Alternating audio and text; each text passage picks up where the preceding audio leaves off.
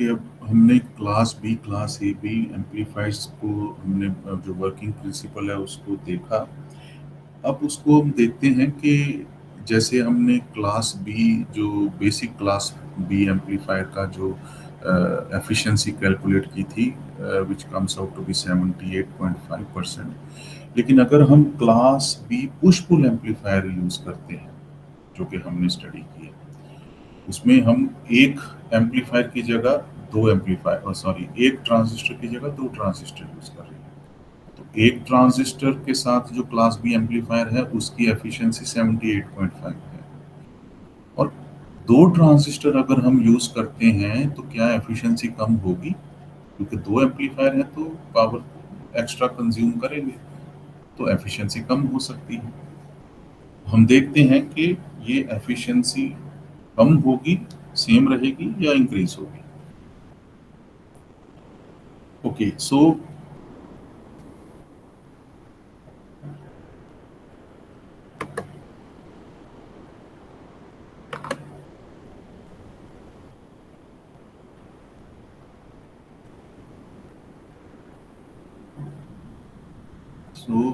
power efficiency for class B push pull।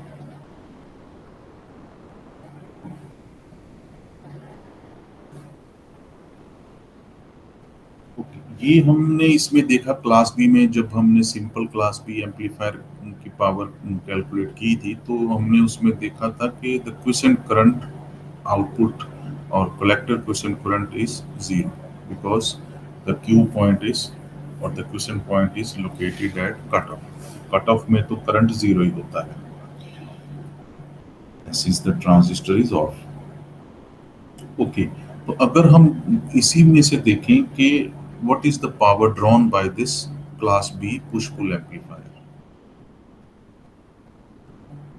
और so the power drawn is PIDC, जो अभी तक हम करते आए हैं, that is equal to VCC multiply by IDC। तो IDC हमने देखा क्या था, सो IDC इज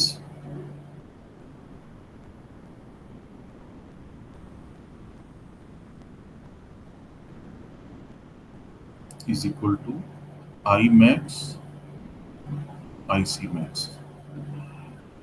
नाम सेम ही रखें हम जो पीछे रखा था जब हमने क्लास बी एम्पलीफायर की एफिशिएंसी कैलकुलेट की थी। IC max divided by pi multiply by 2।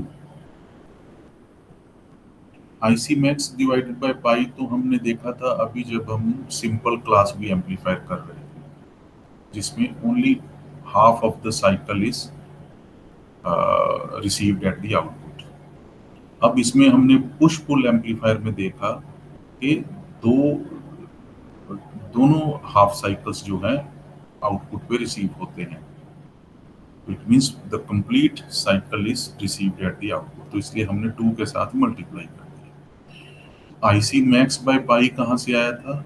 वो जैसे हमने हाफ वेव रेक्टिफायर में देखा था कि the average value of the current is IC max by pi. तो वही हमने सिंपल क्लास बी एम्पलीफायर में भी वही सेम यूज किया था, because half of the cycle is clipped. तो नेगेटिव हाफ साइकिल उसमें मिलता नहीं था, तो वो रिजेंबल करता है हाफ वेव रेक्टिफायर में। तो हाफ वेव रेक्टिफायर के केस में हमने, अगर साइनोसॉइडल इनपुट की बात करें, तो the average value of current which is also known as IDC, the DC current is IC max divided by pi. तो इसमें 2 times IC max divided by pi कर दिया हमने, because it gives us the complete cycle from 0 to 360 degrees. तो इसी को हमने क्या ये देख सकते हैं कि VCC इज इक्वल टू, यहाँ यहीं पर दे, तो पिछले वाले क्लास बी एम्पलीफायर में हमने देखा था कि VCC is equal to VCE max, क्योंकि मैक्सिमम वैल्यू तक है। जो मैक्सिमम वैल्यू VCE के है वो VCC के ही बराबर होगी, उसके ऊपर जा नहीं सकती। और हमने इसको एक और नाम दिया था क्लास ए एम्पलीफायर में, output voltage, output peak voltage. ठीक है ना, तो वो मेजर करके भी मैंने दिखाया था पीछे। So this is sinusoidal, so this is VO peak, or this is also known as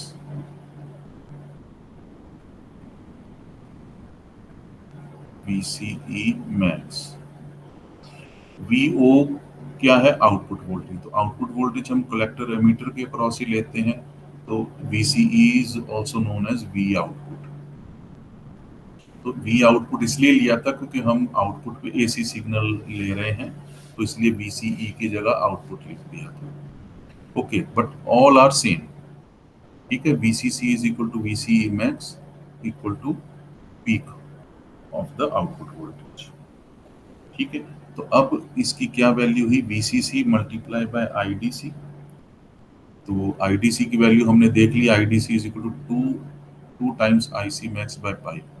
इसको वैल्यू और रख देंगे हम, VCC multiply by 2 times IC max divided by pi. ठीक है, इसकी वैल्यू आ गई। और VCC को भी अगर हम VCE मैक्स ही लिखते हैं क्योंकि यहाँ है, तो फिर अब क्या करते हैं हम, 2 टाइम्स 2 का यहाँ आ गया VCE max multiply by IC max divided by pi. ठीक है, ये हो गया। इसकी इक्वेशन हम लिख लेते हैं 2। Now about the output power, PIDC, that was the drawn power. Now this is the delivered output power, POAC। Same वही, या तो हम इस तरह से कर सकते हैं जो क्लास ए एम्पलीफायर में मैंने तीनों तरीके बताए थे आपको, I²R, V²/R, V×I, तीनों फॉर्मूले हैं। तो हम तीनों को में से कोई भी यूज कर सकते हैं। तो मान लो इसमें ये वाला यूज करके देखते हैं, RMS divided by RL, the load. So output voltage divided by the load. Load के अक्रॉस ही हम आउटपुट ले रहे हैं, तो इसलिए फिर output voltage across load which give us the output power. तो VORMS वही जो हम पहले भी यूज करते आए हैं, यहाँ एक बार दोबारा लिख देता हूँ, VORMS is equal to VO peak divided by √2, और which is equal to VCE max divided by √2।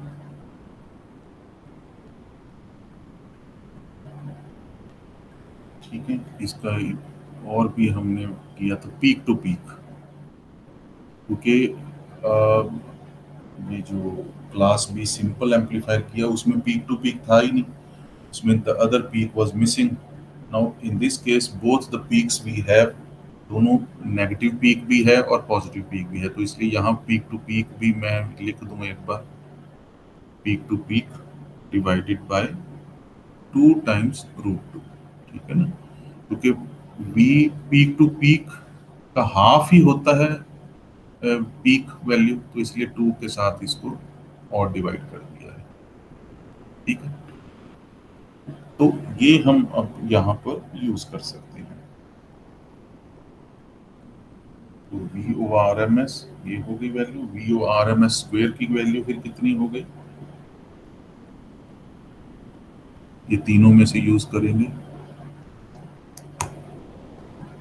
ये है, तीनों में से यूज करेंगे। तो हम मान लो VCE मैक्स यूज करते हैं, VCE max डिवाइडेड बाय √2, ये वाला जो है। न्यूमेरिकल में आपको जो वैल्यू दी हो आपने उसी हिसाब से ही देखना है। V output peak to peak भी यूज कर सकते हैं, तो उसको फिर डिवाइडेड बाय 2 √2 करना पड़ेगा। अगर V out only peak use करते हैं, डिवाइडेड बाय 2 करना पड़ेगा। वो पीक वैल्यू VCE मैक्स ही है। ओके, √2 होल स्क्वायर, तभी वो VORMS स्क्वायर आएगा, डिवाइडेड बाय RL का स्क्वायर नहीं है, RL को आउटसाइड करते हैं, 1/R। तो इसको जब हम सिंप्लीफाई करते हैं तो हमारे पास क्या वैल्यू आ जाती है। इसी को सिंप्लीफाई करें, VCE max square divided by 2R है। ठीक है, ये आ गया। नाउ एफिशिएंसी, ये हो गई इक्वेशन 3।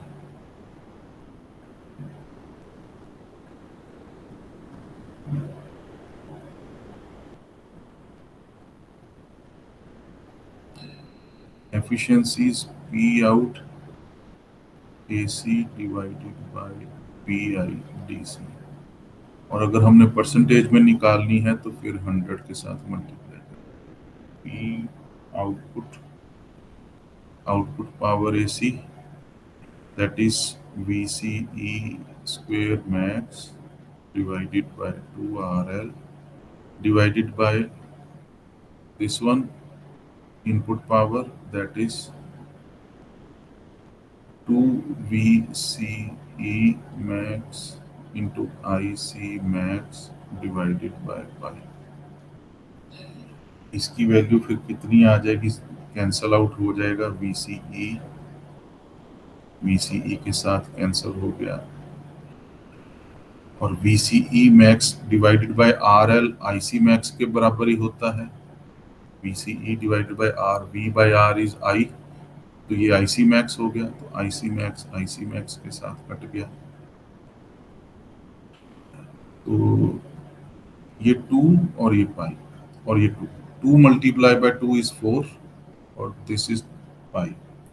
सो पाई को ऊपर ले जाएंगे तो ये हो जाएगा pi divided by 4, which is equal to 78.5। इसका क्या मतलब हुआ, जो सिंपल क्लास B एम्पलीफायर था जिसमें कि only half of the cycle was scene eight the output, other half was just missing eight the output. Input पे तो वो था कंप्लीट साइकिल, लेकिन आउटपुट पे पहुंचते पहुंचते नेगेटिव हाफ साइकिल वो रिमूव हो गया, तो वो रिसीव नहीं हो पाया। तब भी उसकी एफिशिएंसी 78.5% थी। और जब हमने पॉजिटिव हाफ साइकिल के साथ नेगेटिव हाफ साइकिल भी रिसीव कर लिया आउटपुट पे using 2 transistors, still the efficiency same. तो क्लास बी पुश पुल हो या सिंपल क्लास बी एम्पलीफायर हो, दोनों की एफिशिएंसी सेम है। ठीक है, तो ये हुआ क्योंकि एक में वो एक साइकिल में वो पुश कर रहा है, एक साइकिल में वो पुल कर रहा है। तो ओके, सो अब आ जाती है बात कि अगर क्लास ए बी एम्पलीफायर है, उसकी एफिशिएंसी अब क्या होगी। ये तो क्लास बी पुश पुल की एम्पलीफायर इज सेम एज, मैं यहाँ लिख भी दूं, विच इज सेम एज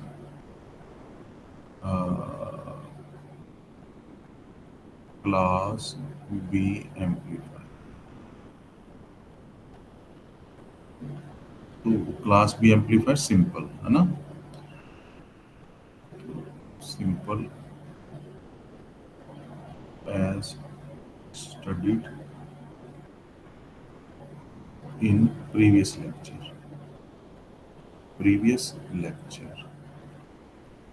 ठीक है, सेम है। अब आ जाती है क्लास ए बी एम्पलीफायर की एफिशिएंसी, बस ये लास्ट है। So power efficiency for class A B amplifier, ये भी पुश पुल है, ये हमने देखा, but only the thing is we have included biasing circuit. तो वो वोल्टेज डिवाइडर बायसिंग सर्किट देखा, and then instead of R3 R4 we have diodes D1 and D2। मैं यहाँ पर पुश पुल लिख ही देता हूँ, पुश पुल है, push pull means two transistors, एक ट्रांजिस्टर की जगह दो transistor. Okay,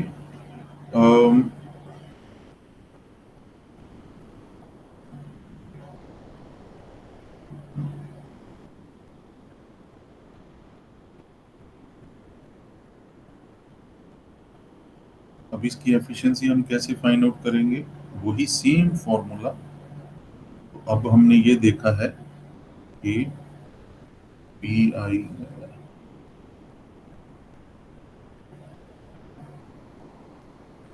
P I D C की अगर बात करें तो वो क्या चीज़ है?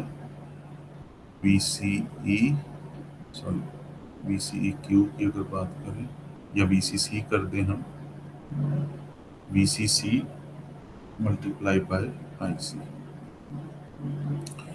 या इसको V C E max multiply by I C max.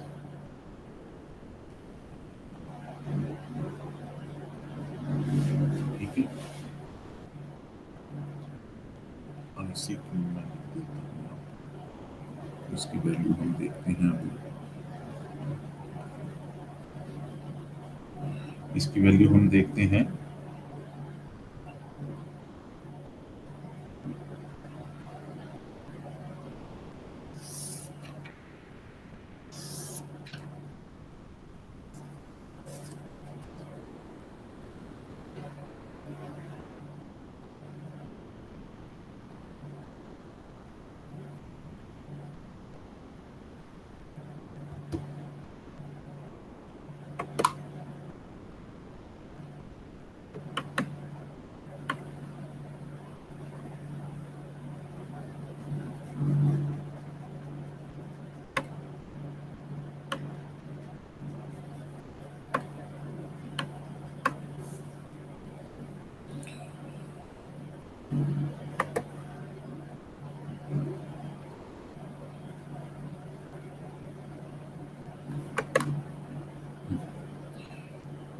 Okay,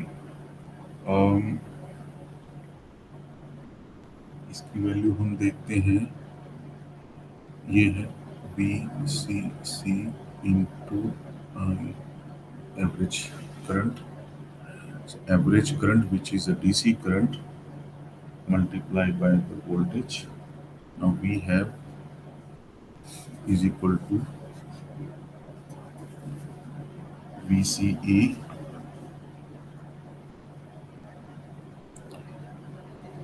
to VCE max multiplied by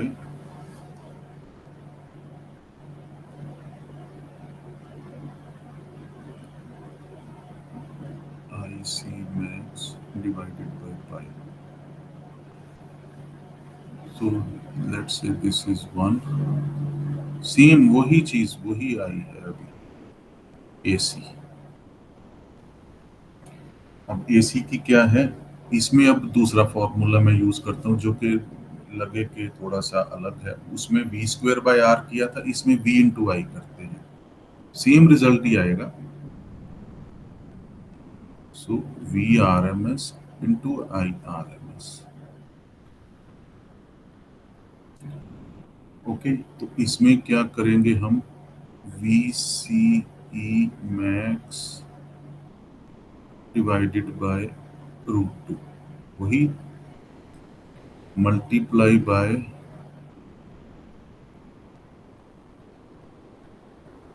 I C max divided by root 2, which is equal to लिखता हूँ VCC by 2 √2 multiply by IC max divided by √2। ये हुआ।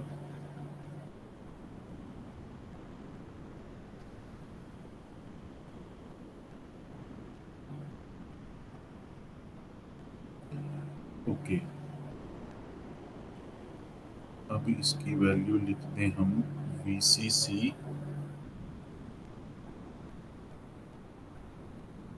IC max divided by 4। 2 multiply by 2 is 4। ठीक है, ये आ गया equation 2। अब efficiency है POAC power divided by input power multiply by 100 अगर हमें परसेंटेज में लेना है। तो इसकी वैल्यू आ गई VCC, ये आउटपुट जो है, IC max divided by 4 now divided by input power. Input power from equation 1 है 2 VCE max multiply by IC max divided by pi. ठीक है, तो इसको जब हम वैल्यू इसकी देखेंगे that will come out to be pi by, again it is 78.5%। Efficiency class A B की भी वही है, क्लास बी पुश पुल की भी वही है, class B simple using single transistor की भी वही है, और class A B push pull amplifier की भी सेम वही है।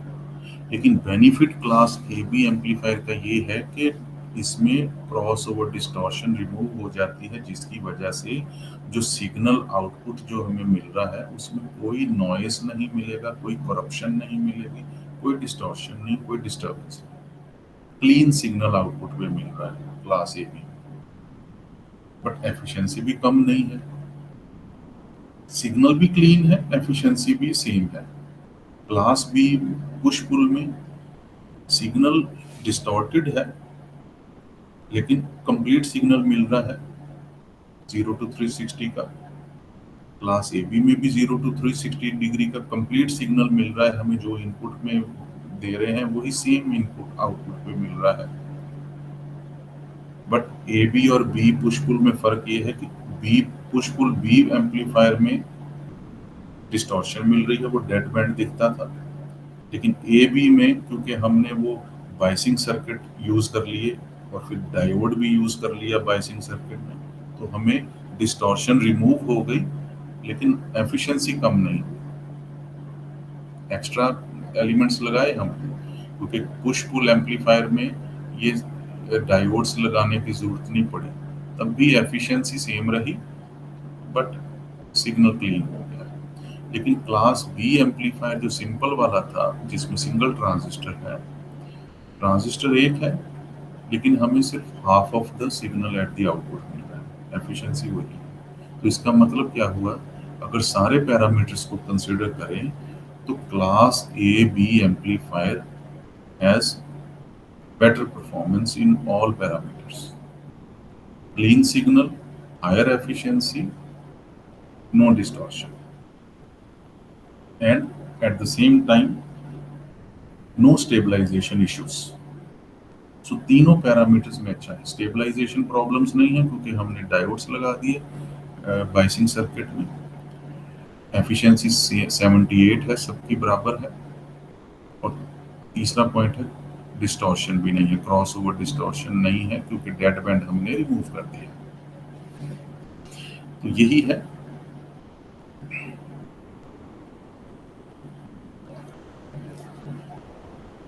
अब हम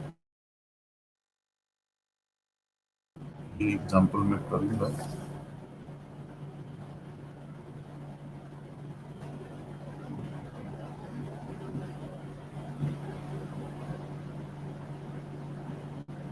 क्लास सी और क्लास डी का भी इसमें अब कंप्लीट कर लेते हैं।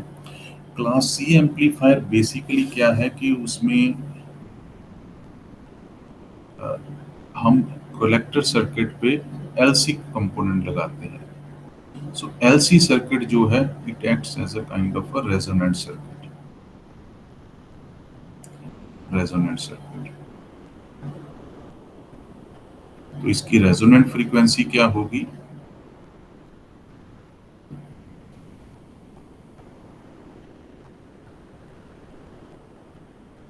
रेजोनेंट फ्रीक्वेंसी होगी 1/2 पाई स्क्वायर रूट 1/LC।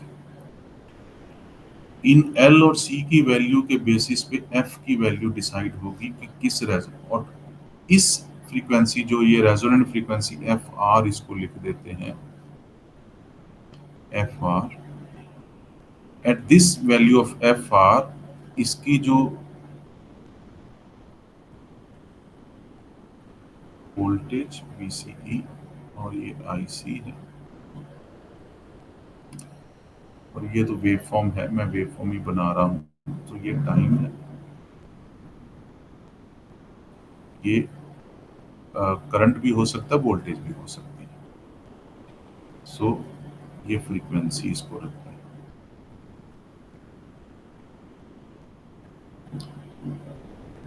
इसको टाइम सिग्नल भी रख सकते हैं, टाइम एक्सिस भी रख सकते हैं, फ्रीक्वेंसी भी रख सकते हैं।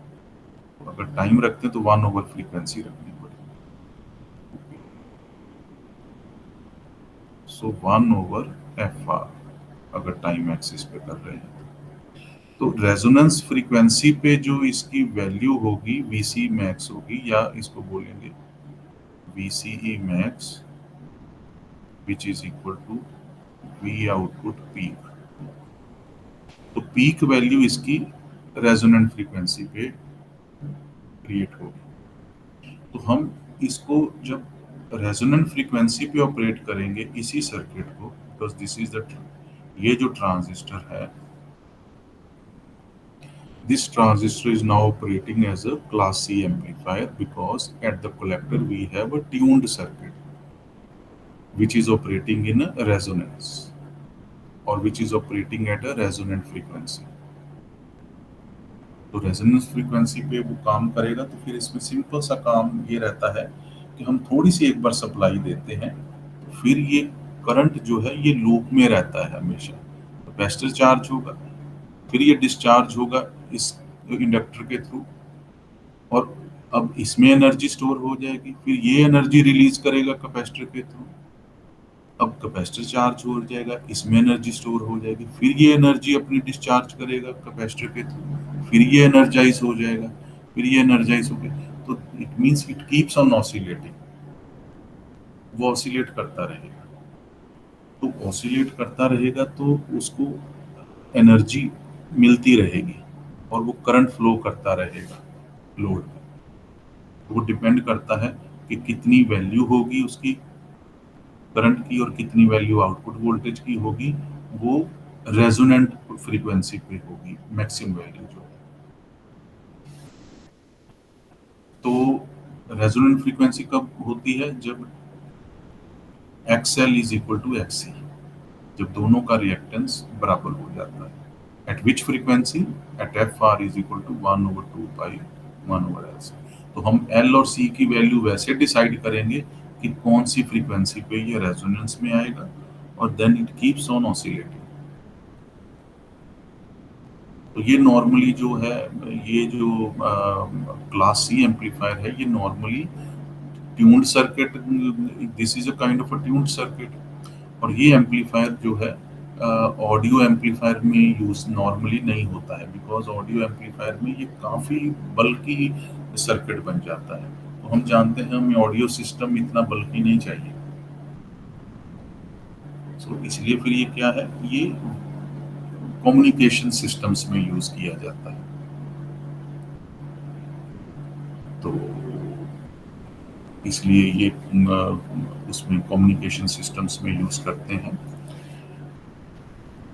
तो इसकी बस ये है कि due to the application of L and C components, जिसमें कि ये ऑसिलेट करता रहता है, एनर्जी स्टोर करके फिर ये एनर्जी प्रोवाइड करता है, फिर स्टोर करता है, फिर प्रोवाइड करता है। तो ये ऑसिलेशन में चलता रहता है, तो it demands a less amount of energy. इस वजह से इसकी एफिशिएंसी काफ़ी अच्छी होती है, क्योंकि एल और सी में पावर लॉसेस तो होते नहीं, रेजिस्टेंस में होते हैं energy losses and power losses. तो इसमें लॉसेस बहुत कम है, रेजिस्टेंस नहीं, रेजिस्टिव एलिमेंट्स इसमें है नहीं। तो जब रेजिस्टिव एलिमेंट्स नहीं है तो power will not be lost, वो स्टोर होगी एनर्जी, स्टोर होगी एनर्जी तो फिर वो यूज होगी, वो यूज होती रहती है, ऑसिलेट करता रहता है। देन इट मीन्स के एफिशिएंसी इसकी बेटर है। ओके, तो वो रेजोनेंट फ्रीक्वेंसी पे चलेगा, तो मीन्स के उसकी वैल्यू अगर हम फिक्स रख दें तो बेसिकली इसकी जो एप्लीकेशन है फिर वो कम्युनिकेशन सिस्टम्स में ही यूजफुल है। और क्लास डी एम्पलीफायर जो है, क्लास डी एम्पलीफायर का ये है कि it is a kind of digital amplifier, अगर इसको ऐसा बोले तो कहने का मतलब ये है कि ये जो है, जो इसका ऑपरेशन है, डिजिटल जो इनपुट सिग्नल्स है ना उस पे काम करता है। तो इसकी एफिशिएंसी काफ़ी मतलब हाई होती है, अबाउट 90 और इवन हायर देन दैट। इसमें क्या है कि ये एक सॉ टूथ जनरेटर है, मीन्स के एक कैरियर वेव है टाइप ऑफ। तो ये इस तरह से ये एक सॉ टूथ वेवफॉर्म है। तो जैसे कि कैरियर सिग्नल होता है और ये एक इनपुट सिग्नल है, और इनपुट सिग्नल जैसे हम आज तक कंसिडर करते हैं माइक्रोफोन सिग्नल या कोई भी, तो ये एक इनपुट सिग्नल है। और ये इनपुट सिग्नल और ये एक कैरियर सिग्नल, इन दोनों को हम कंपेयर करते हैं, इनका कंपैरिजन है। और इनके कंपैरिजन के हिसाब से कि कौन सा वैल्यू, अगर ये वाला जैसे ये सॉटूथ वेवफॉर्म है और ये ओरिजिनल सिग्नल है, ये वाला ब्लू में जो वो साइनोसॉइडल है, that is the input signal, this one is the input signal sinusoidal. तो इसमें ये कंपेयर करता जाता है हर बार इन दोनों सिग्नल्स को। So if this one is higher means the input signal which is shown in the blue sinusoidal, if the input signal is higher, then we have 1 over here, means कोई भी value 1 की दे दें आप, digital में अगर देखें 0101, तो it 1 का मतलब मान लो अगर कोई वोल्टेज लेवल रखा है उसका 5 वोल्ट, तो it means we receive 5 volts over here. अगर इसकी वैल्यू ये जो सॉटूथ वेवफॉर्म है जो, तो उससे कम है, तो फिर ये जीरो हो जाएगा। तो इट मींस ये पल्स जनरेट करता रहता है, 1010 की पल्स जनरेट करता है ये कंपैरेटर जो, इन दोनों को कंपेयर करेगा। ये इनपुट सिग्नल माइक्रोफोन से मान लो आ रहा है, और ये एक जनरेटर है जो एक सिग्नल को, कैरियर सिग्नल को जनरेट कर रहा है। दोनों को कंपेयर करेगा ये कंपैरेटर, और बेस्ड ऑन द कंपैरिजन ये देखेगा कब जीरो देना है, कब ये वाला सिग्नल हाई है, कब ये वाला सिग्नल हाई है। और फिर 0101 की पल्स मिलती रहेगी, जैसे कि ये एक सिग्नल मिल रहा है 0101 का। तो this is 1, this is 1, this is also 1, this is 0, this is 0, ये 0 है, ये भी 0 है। तो इस तरह से ये पल्स सिग्नल मिलता है 0101 की शेप में। फिर इसको हम एम्पलीफायर में इनपुट करते हैं। रियल सिग्नल इनपुट का ये है, now this signal has been digitised over here, और अब हमने डायरेक्ट ये वाला सिग्नल जो एनालॉग बोलते हैं इसको, अब डायरेक्ट साइनोसॉइडल हमने इनपुट नहीं दी एम्पलीफायर को, ये वाली, this is sinusoidal input, sine signal. So sinusoidal signal direct नहीं दिया एम्पलीफायर में, जो अभी पीछे अभी तक हम देखते हैं क्लास ए, क्लास बी, और जो स्मॉल सिग्नल एम्पलीफायर्स हम पहले भी कर चुके हैं। अब इसमें हमने बस इतना चेंज किया है कि ये इनपुट सिग्नल जो साइनोसाइडल है उसको पहले डिजिटल सिग्नल में कन्वर्ट किया, जैसे कि ये है, ये वाला, इसको कन्वर्ट किया इन दोनों को कंपेयर करके, और अब वो इनपुट सिग्नल होगा एम्पलीफायर को बस। और अब उस इनपुट सिग्नल पे वो ऑपरेट करेगा ये एम्पलीफायर।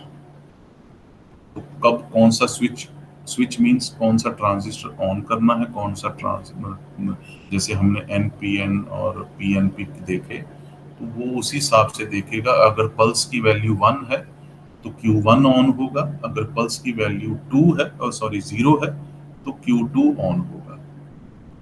उसमें हम देखते थे पॉजिटिव पल्स है, पॉजिटिव हाफ साइकिल है तो Q1 ऑन होता था, नेगेटिव हाफ साइकिल है तो Q2 ऑन होता था। तो इसमें क्या है, अगर तो सिग्नल पल्स की वैल्यू 1 है तो वो Q1 ऑन होगा, पल्स की वैल्यू 0 है, पल्स की वैल्यू 1 है तो इसमें Q1 ऑन होगा, अगर पल्स की वैल्यू 0 है तो इसमें Q2 ऑन होगा। उसी हिसाब से फिर हमें यहाँ आउटपुट मिलती है। इस आउटपुट को हमने, ये जो है यहाँ पर फिर डिजिटली है तो आउटपुट भी हमें 1010 में ही मिलेगी, इसी तरह की पल्स मिलेगी, ये वाली इसी तरह की पल्स 1 आ जाए, जो यहाँ 1 0 आ जाए, वो वैल्यूज चेंज होंगी लेकिन शेप इसकी वही होगी 0101 की फॉर्म में, डिजिटाइज ही होगी। ठीक है, तो 1 0 0 1 0 0 1 1 1 1 इस तरह से है। तो ये डिजिटल वेव फॉर्म हुई, क्योंकि मैंने इसको 1 रखा है, ये वाला, दिस इज 1, और ये नीचे है इसकी वैल्यू, सो ये दैट इज 0, ये 0 है, ये 1 है। तो अब यहाँ लिख ही दूं कि now let's say this is for this Q2 is on, क्योंकि ये 0 है तो Q2 ऑन हो जाएगा। उसमें हम करते थे नेगेटिव हाफ साइकिल में Q2 ऑन करते थे, इसमें 0 वैल्यू आएगी तो Q2 ऑन होगा। 1 की वैल्यू, जैसे ये 1 है, इसका सिग्नल देखो हाई है, 1 की वैल्यू है तो ये Q1 ऑन होगा, मान लो। इसी तरह से ये Q1 Q2 ऑन ऑफ होते जाएंगे, सिमेट्रिकल नहीं होंगे, डिपेंड करेगा कि कब वैल्यू 1 है कब वैल्यू 0 है। तो उसी हिसाब से हमें आउटपुट भी वो इसी फॉर्म में देंगे, 0101, आउटपुट भी इसी फॉर्म में देंगे, 0101, Q1 Q1 on, Q2 on, इसी हिसाब से आउटपुट मिलेगी 01। फिर इसी डिजिटल आउटपुट को फिर हम एनालॉग में कन्वर्ट करेंगे using low pass filter. So low pass filter converts this digital signal into again an analog signal फिर ये आ जाएगा। यहाँ पर भी एनालॉग सिग्नल था, ये वाला जो है साइनोसाइडल था, ये तो सॉ टूथ है, यहाँ देख ही रहे हैं आप। दोनों को कंपेयर करके डिजिटल सिग्नल मिला, डिजिटल सिग्नल को एम्पलीफायर में इनपुट किया। Q1 is on when we have 1 at the input, Q2 is on when we have 0 at the input। ठीक है, और उसी हिसाब से आउटपुट मिली, वो भी डिजिटल फॉर्म में ही मिलेगी। फिर डिजिटल को फिर कन्वर्ट किया using low pass filter into analogue signal में कन्वर्ट कर दिया, फिर ये एनालॉग सिग्नल फीडबैक होगा, फिर ये यहाँ पर आएगा इनपुट के साथ, फिर ये कंपेयर होगा। तो that is how the amplifier, class D amplifier works. तो क्लास डी एम्पलीफायर वर्क्स इस तरह से चलता है, लेकिन इसकी एफिशिएंसी क्यों ज़्यादा है? एफिशिएंसी इसलिए ज़्यादा है कि ये जो कंपैरेटर के बाद ये जो 0101 आ रहा है, तो ये जो 0 पे मान लो 0 लगातार आ रहे हैं, 0, तो 0 अगर लगातार आ रहे हैं तो इसका मतलब एक ही ट्रांजिस्टर ऑपरेट करता रहेगा, दूसरा ऑफ ही रहेगा। बार बार ऑन ऑफ होने से भी पावर लॉस होती है, वो नहीं होगी। तो वो ट्रांजिस्टर जितनी देर भी ऑफ रहना चाहे वो रह सकता है, जब तक कि इनपुट सिग्नल उस तरह से ना आए। तो इसलिए ये 0101 के हिसाब से ट्रांजिस्टर की स्विचिंग लॉसेस कम हो जाते हैं compare to the sinusoidal signal. Sinusoidal signal में तो तकरीबन स्मूथली वो ऑन ऑफ होते ही रहेंगे, लेकिन डिजिटाइज में हो सकता है कि काफी देर तक ऑन ऑफ स्विचिंग जो है वो ना हो, उसकी वजह से लॉसेस कम हो जाते हैं, उस वजह से एफिशिएंसी इंक्रीज हो जाती है। तो इसलिए डिजिटल इनपुट्स और digital amplifiers they are better approach, but ये नहीं है कि हर एप्लीकेशन में ये यूजफुल है। तो but this is one type of amplifier. तो ये हो गए large signal amplifiers. Now with this we finish different classes of these power amplifiers. Amplifier distortion का मैं थोड़ा सा ये कहता हूँ कि जो डिस्टॉर्शन है